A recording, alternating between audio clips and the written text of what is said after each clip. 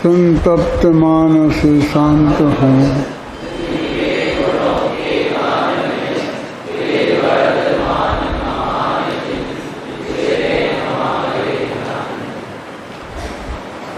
एक से 97-98 गाथा है। 197 198।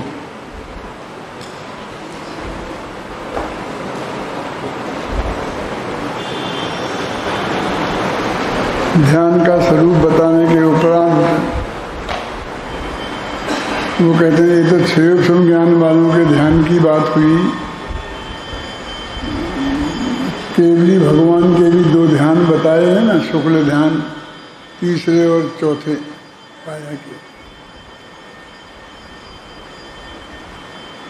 तो केवली भगवान किसका ध्यान करते हैं? केवली भगवान में अरहंत और सिद्ध दोनों ही आते हैं, तो अरहंत और सिद्ध किसका ध्यान करते हैं? ये बात अब आगे इन गाथाओं में बताने जा रहे हैं। गाथाएं पढ़ो।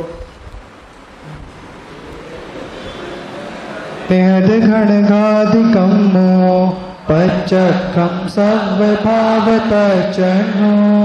नेयन्तगदो समणो जादिकं मट्ट असंदेहो सवाबादवचित्तो समन्त सवक शोकनाडो बोधो अखातीदो जादियणको परम सुखम घनघाति कर्म विनाश कर प्रत्यक्ष जाने सभी को संदेह विरहित गेह गायक त्यावते किस वस्तु को अतीन्द्रिय जिन अनेन्द्रिय अर सर्व बाधा रहित है चाहो और से सुख ज्ञान से समृद्ध ध्यावे परम सुख। वास्तव में उनको जो उन्हें चाहिए था वो प्राप्त हो गया है। अनंत सुख की प्राप्ति के लिए ही वो ध्यान करते थे। जो आगे गाथा आने वाली है ना कि मुक्त मोक्ष में गए और मोक्ष मगे, दोनों को हम नमस्कार करते हैं, है ना। क्या है शब्द, क्या है?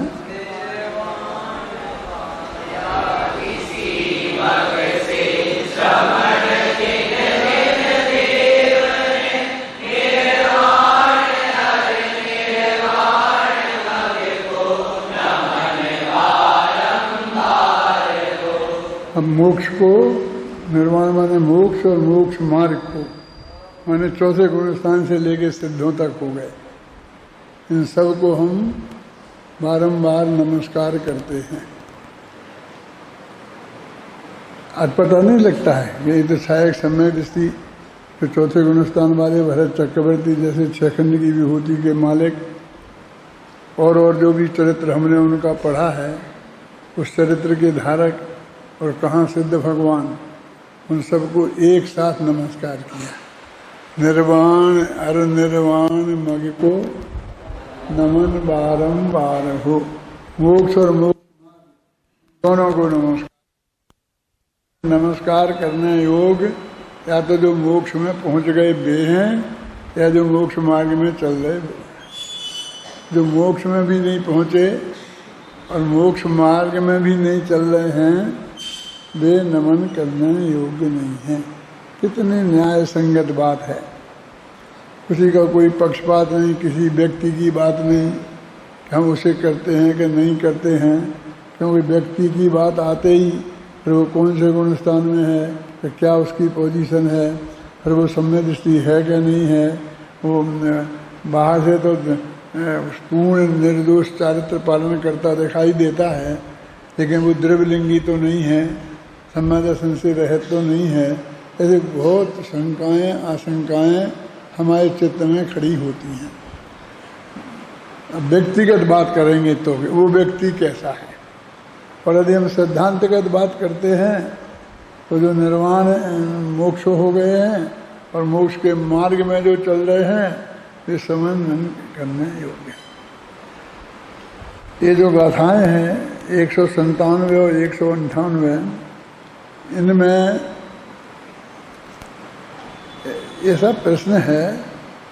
एक गाथा तो प्रश्न ही है और दूसरी गाथा में उत्तर दिया है ना, कि वे किसका ध्यान करें, काय को ध्यान करें। वो किसका के दो अर्थ करते हैं यहाँ।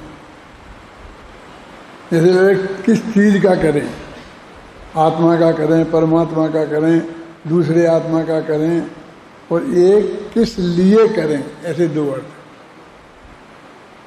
ये कन्फ्यूजन खड़े करते हैं थोड़ा। अभी अपन पढ़ेंगे तो उन पर ध्यान देना। पहले प्रश्न समझ लो।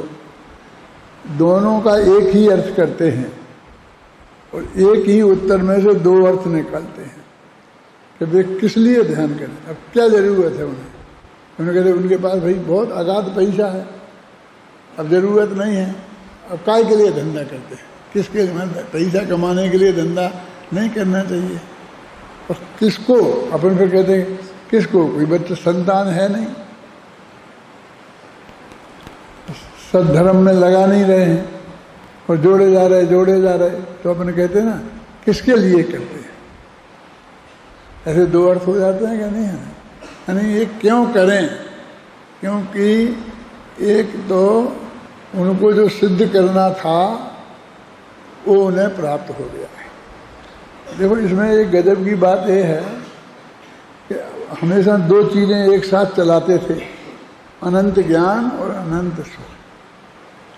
और कहीं यदि एक को छोड़ देते थे तो सुख को छोड़ देते थे, लेकिन अनंत ज्ञान की बात को कभी छोड़ते नहीं थे। अभी इन गाथाओं में ज्ञान को छोड़ दिया और सुख को रखा। जो कमेंट्स में कर रहा हूँ वो भी अपन पढ़ेंगे तो देखना, घर पे भी पढ़ना, वहाँ भी सोचना, देखना। कहते परम सुख को का ध्यान करते हैं, तो वे कहते अनंत ज्ञान का ध्यान करते हैं, माने केवल ज्ञान का ध्यान करते हैं, ऐसा नहीं लिखा। क्योंकि केवल ज्ञान अपन कहते केवल का ध्यान काय को करते? केवल ज्ञान तो पर्याय है। और त्रिकाली ध्रुव भगवान का अभी तक करते थे और अब तुम पर्याय का करने लग गए। उल्टा कम कैसे हो गए? लेकिन अनंत सुख भी तो पर्याय है ना। लेकिन वो ये कहते हैं काय के लिए? अनंत सुखी होने के लिए करते थे ना। अब वे अनंत सुखी हो गए, इसलिए अपन देखते हैं ना अरहंत भगवान, सिद्ध भगवान बनने के लिए कोई पुरुषार्थ नहीं करते। बस समय आएगा वो अपने आप बन जाएंगे, हो जाएगा बस, है ना। और समय सुनिश्चित है। आयु कर्म की जो स्थिति है, मैंने वो तो अब नाप बता रहे हैं कि आयु कर्म के कारण नहीं है वो, बाकी के कर्म भी उस केवली समुद्घात होगा, उससे उनकी आयु उसके बराबर हो जाएगी और उस समय वे छूटेंगे। ये तो कर्म की तरफ से बात कर रहे हैं। और वैसे तो उनका एक एक समय अनादि से ही पर्याय में नक्की है कि किस समय कौन सी पर्याय काल लब्धि आएगी और हो जाएगी, है ना। तो इसका मतलब अभी कुछ जरूरत नहीं है। अब काय को दो ध्यान वहाँ रख दिए, दो शुक्ल ध्यान वहाँ। अब हम उन शुक्ल ध्यान का स्वरूप बताओ तुम्हें, क्योंकि हाँ आपको करना है। जो शुक्ल ध्यान को केवली को नहीं करना है, वे आपको करना है? क्योंकि आर्थ ध्यान और रोध ध्यान तो अपने पहले ही रिजेक्ट कर दिए।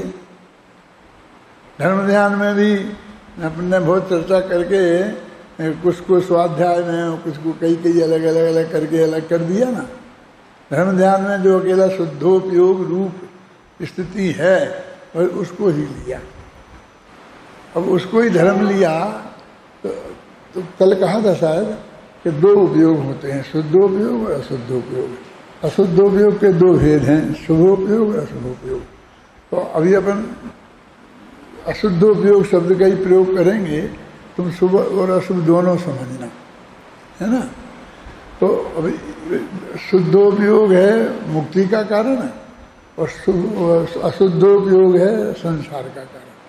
ठीक है, बिल्कुल परस्पर विरुद्ध है ना। तो दोनों जो संसार और मोक्ष भी परस्पर विरुद्ध हैं। अब यहाँ तक तो न्याय से बिल्कुल सिद्ध बात हो गई।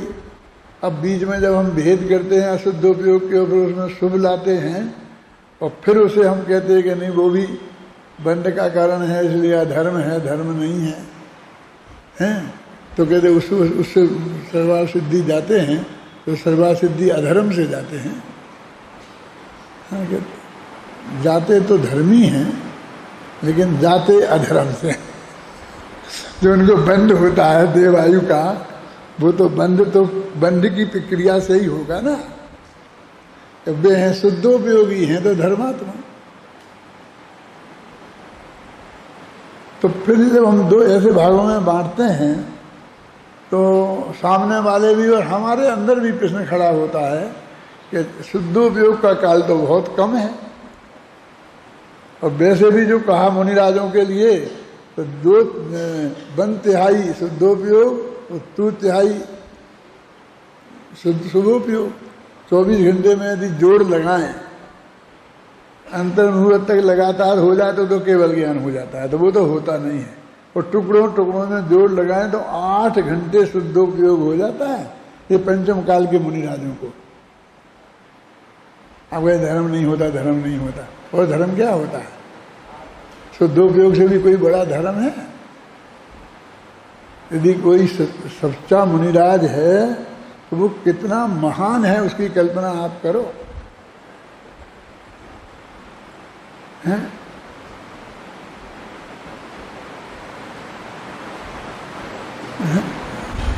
8 घंटे शुद्धोपयोग।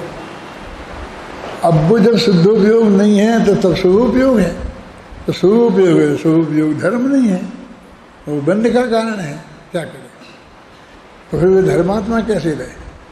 अब 7वां गुणस्थान, तो 6वां वो शुभोपयोग का काल है और 7वां शुद्धोपयोग का काल है। तो 7वां हो गया धर्म का काल और 6वां हो गया अधर्म का काल। नहीं, 6वें में भी वे मुनिराज उतने ही पूज्य परम पूज्य क्यों हैं? क्योंकि वो 3 कसाय के अभाव रूप शुद्ध परिणति उनके है, उस पर हमारा ध्यान नहीं जाता। अब जिसके वो शुद्ध परिणति है ही नहीं, सम्य दर्शन के बिना तो शुद्ध परिणति होती नहीं। सम्य दर्शन मध्यात्व के साथ ही अनंतानुबंधी कसाय जाती है ही नहीं, तो फिर वो धर्म है ही नहीं ना उसके। अब कितनी सीधी सरल बात है और ऐसी लगती है कि जैसे हम कोई काट कर रहे हैं, किसी की ये कर रहे हैं। ये वस्तु का स्वरूप है कि नहीं? ये वस्तु का स्वरूप का प्रतिपादन हो कि नहीं हो? आचार्य करें कि नहीं करें, हम और तुम भी आपस में करें कि नहीं करें। ये किसी की आलोचना की बात कहाँ है? आलोचना तो तब होती है जब हम किसी की व्यक्तिगत बात करें। ये तो सिद्धांतगत बात है ना। क्यों दीपक जी है? ये जो बात हम कर रहे थे, ये सिद्धांत समझें कि नहीं समझें?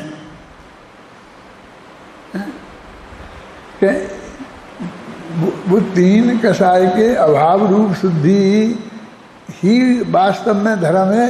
वो जो 6वें कुरस्नान में शुभभाव हो रहा है, वास्तव में तो जो 3 कसाय के अभाव रूप शुद्धि जिसके है, उसके जिस जाति का स्वभाव होता है, वो 3 कसाय की अभाव शुद्धि जिनके नहीं है, द्रव्यलिंगी हैं, 9वें ग्रीवेग तक जाने वाले, उनके उस जाति का स्वभाव भी नहीं हो सकता।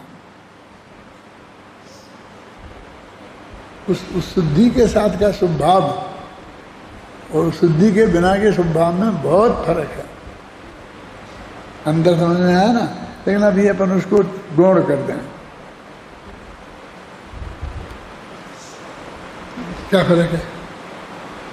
तो उस शुद्धि के साथ होने वाले स्वभाव से ये जीव सर्वार्थ सिद्धि चला जाता है और एक भवतारी हो जाता है।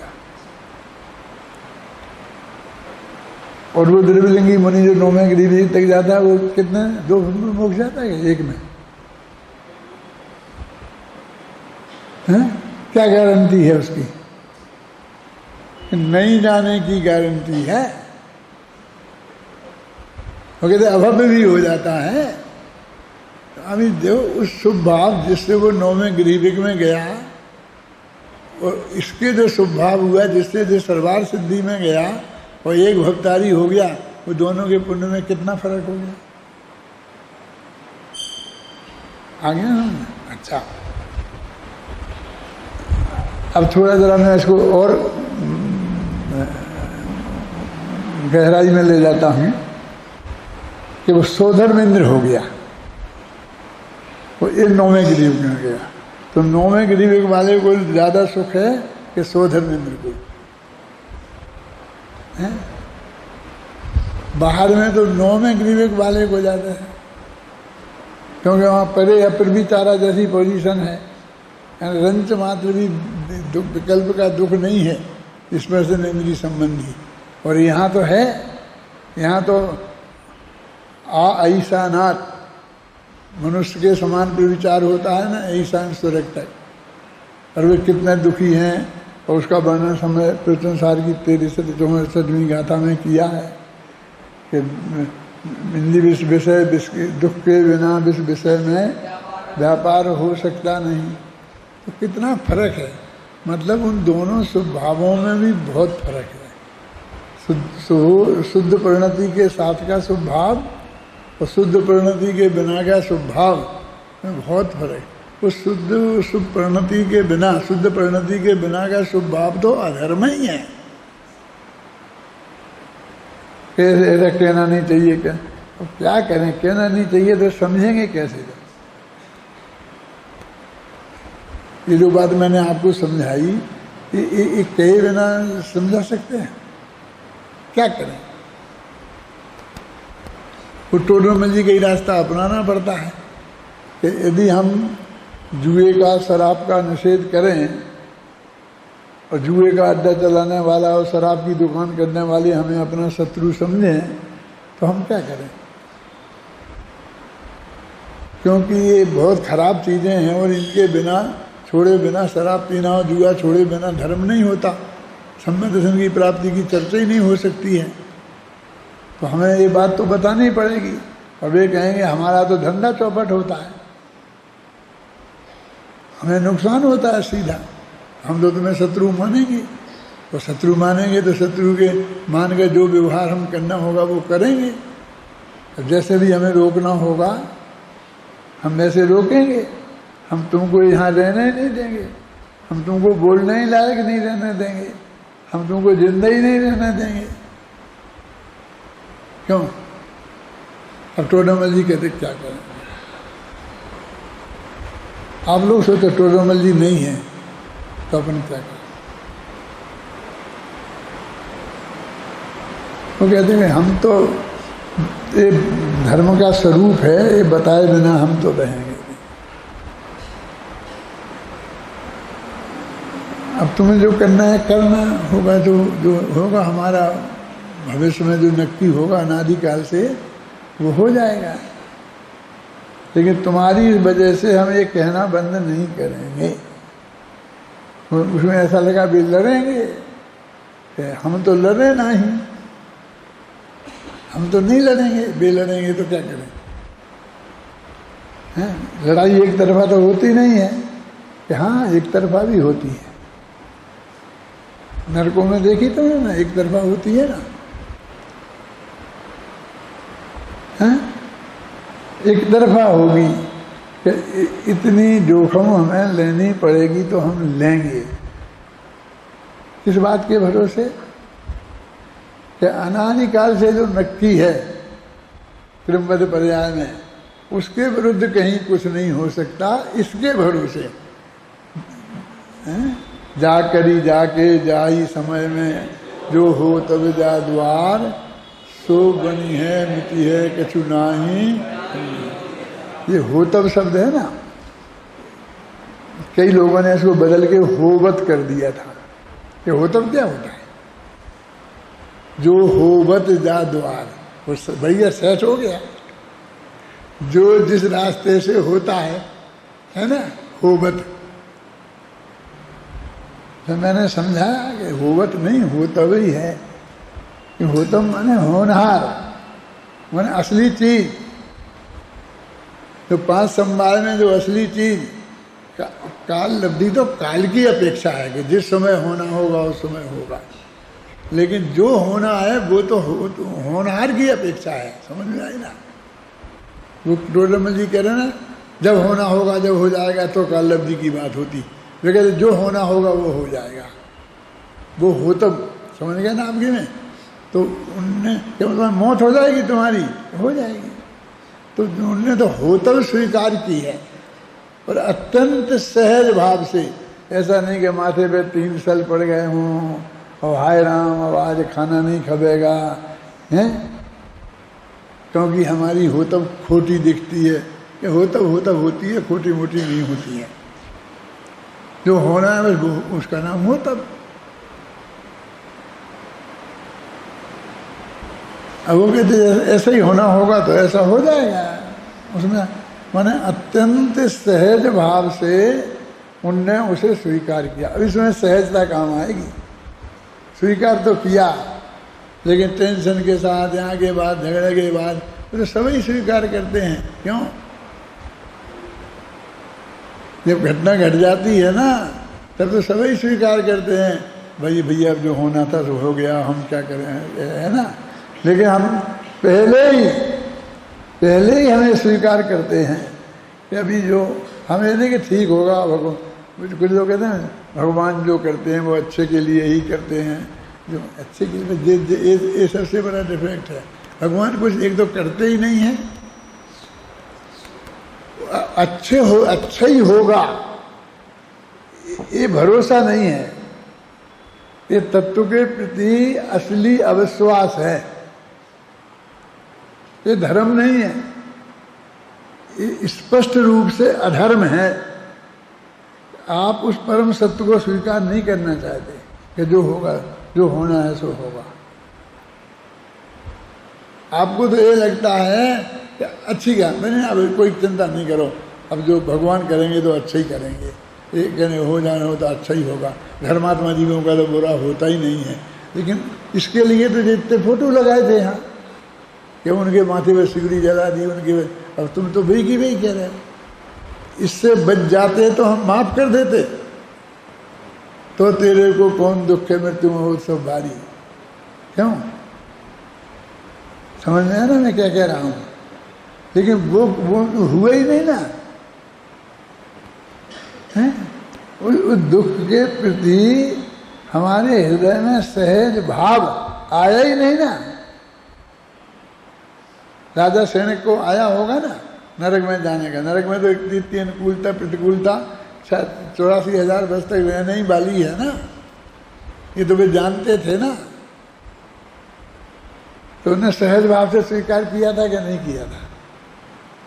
तो सहज भाव से नहीं करते तो रोते, और पहले से रोते। मैंने लिखा अपनी उसमें नई किताब में कि वो कहते किरम्बर पर्याय नहीं मानेंगे और हम सब करेंगे बढ़िया बढ़िया एकदम। कि बेटा ठीक है, और सब करोगे तो स्वर्ग संपदा पालोगे, लेकिन पर के कर्तृत्व का बोझा तुम्हारे माथे से नहीं उतरेगा। और सबसे बड़ा दुख तो ये है,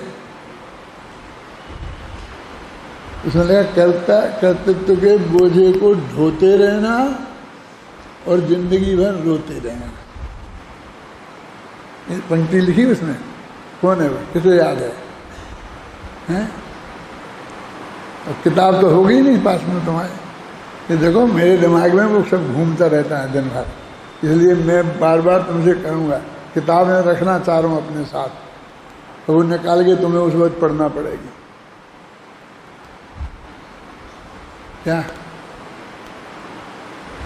अभी मैं कहूँगा तो फटाफट निकाल के, और इतना अभ्यास होना चाहिए कि फटाफट निकाल लो। वो पेज नंबर मैं नहीं बताऊँगा क्योंकि मैं याद रखता नहीं। मैं याद रखने के लिए कुछ भी नहीं करता हूँ, अपने स्वाध्याय समझने के लिए करता हूँ, और जो याद रह जाता है तो रह जाता है, और जो नहीं रहता है नहीं रहता है। ये लोग वैसे पॉइंट लिखते हैं ना, प्रवचन करना हो तो मैं कोई कुछ नोट वोट नहीं करता। मेरे पास कोई डायरी मारी नहीं है, सारी दुनिया डायरी की बहुत प्रशंसा करती है और डायरी लिखना चाहिए, इसके लिए प्रेरणा देती है। मैं कुछ नहीं कहता हूँ तुमसे कि तुम लिखो कि नहीं लिखो, लेकिन मैं नहीं लिखता हूँ। कब के लिए, किसके लिए, कब देखेंगे, क्या देखेंगे? जो समझना है अभी समझ लो ना, जो समझना है इसमें ही लिख लो ना।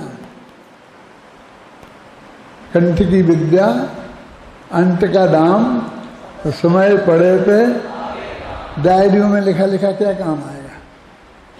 हैं? कौन देखेगा? आप डायरी लिखते हो वकील साहब, हैं? आप शिथिल हो जाओगे तो कौन देखेगा उन डायरियों को? हैं? कोई किसी को नहीं। अरे अपनी किसी की फुर्सत नहीं, दूसरे की कहाँ किसकी फुर्सत है? हैं?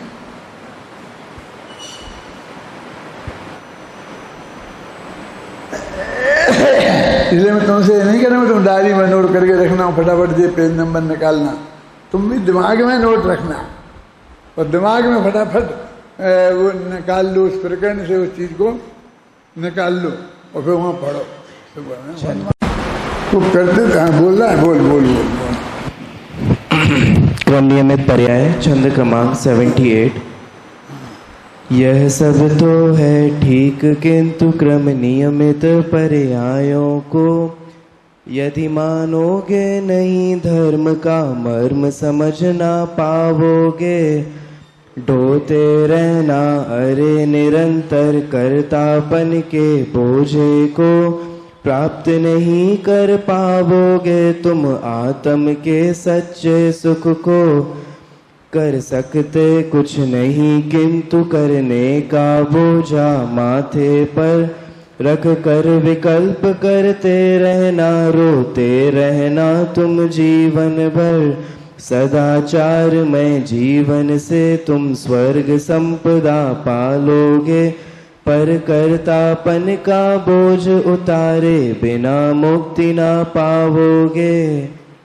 देखो, जब मैंने ये लिखी होगी तो मेरे चित्त में कैसा भाव रहा होगा, सोचो। कितने पहले से क्या घूमड़ा होगा, अपने आया होगा। और तो रात को दिन में कभी भी चलता है, तब कागज पेन हाथ में होता है नहीं होता है क्या? उठ के लिखो तब तक भूल भी जाते हैं, हो सकते हैं। क्यों? लेकिन क्या करना? ठीक है, लिखी गई, किताब लिखनी थी तो लिखी गई, बाकी तो इधर के ही काम आएगी ना। हैं? अभी तो तुम हो, हम तुमसे कहते हैं, वो बुलवा लेते हैं। उस वक्त ना हम बोल पाएंगे ना तुमसे बुलवा पाएंगे। तुम आओगे काम? कोई नहीं। मैं उन पंडितों जैसा नहीं कह रहा हूँ कि भाई तुम्हें कोई आया, कोई काम नहीं देगा, कोई साथ नहीं देगा। मेरे तो सारी दुनिया साथ देने को तैयार है, लेकिन मैं कहता हूँ भाई साहब मुझे नहीं चाहिए किसी का साथ।